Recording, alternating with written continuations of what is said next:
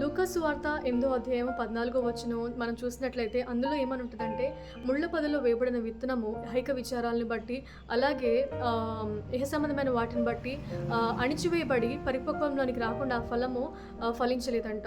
అంటే ఇక్కడ ముళ్ళ పొదలో వేయబడిన విత్తనము మొలిచింది, ఎదిగింది, ఫలించింది. కానీ ఆ ఫలము పరిపక్వంలోనికి రాకపోవడానికి గల కారణం ఏంటంటే, ఇహ సంబంధమైన విషయాలు, ఐహిక విచారాలు, ధనమోహము ఇవన్నీ అంట. సో మనం కూడా అట్లా ప్రశ్న చేసుకోవాలి, మనకు అలాంటివి ఏమైనా ఉన్నాయా? మనము ఫలించామంటే సరిపోదు, కానీ ఆ ఫలము పరిపక్వలోనికి రాకుండా, మెచ్యూరిటీలోనికి రాకుండా ఏదైనా ఆపుతుందా అని మనం చూసుకోవాలి. ఒకవేళ అలాంటివి ఉంటే మనము మన ఫలాన్ని కాచుకునే వారుగా ఉండాలి. This is what God is telling us through this verse. మనం అలా ఏమన్నా అనుమతిస్తున్నామా లేదా పరీక్షించుకునే వారుగా మనం. అందుకే కదా దేవుడు వాక్యంలో చెప్తా ఉంటారు, అంతం వరకు సహించువాడే ధన్యుడని, అలాగే కార్యారంభము కంటే కార్యాంతం మేలని. అంటే ఫలం ఫలించన్నది కాదు, అది పరిపక్వంలోనికి రావడం అనేది చాలా ప్రాముఖ్యము. సో అంతం వరకు నిలిచి ఉన్నవాడే రక్షించబడతాడంటే, మనము మధ్యలోనే ఫలించి తొలగిపోయేవారుగా కాదు, రాలిపోయేవారుగా కాదు, కానీ అంతం వరకు కూడా మన ఫలాన్ని కాపాడుకున్నప్పుడే మనం రక్షించబడిన వారుగా ఉంటాము. So this is what God spoke to me through this verse.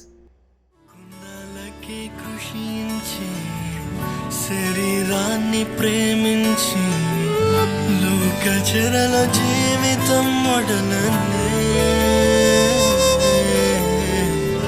ఎడారిలా నీ ఉంటే జీవముటతో నింపి ఆత్మకు సమృద్ధిని నొసగనే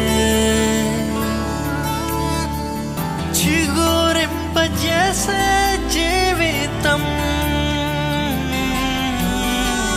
ఫలించేందుకే నీ జీవితం చిగురింపజేసే జీవితం ఫలించేందుకే నీ జీవితం. ఇన్ని నాలు నీవు తప్పిపోయే, ఎన్నలేని దేవనలన్నీ కోల్పోయే, దుఃఖించేదవెందుకు నా నేస్తమా?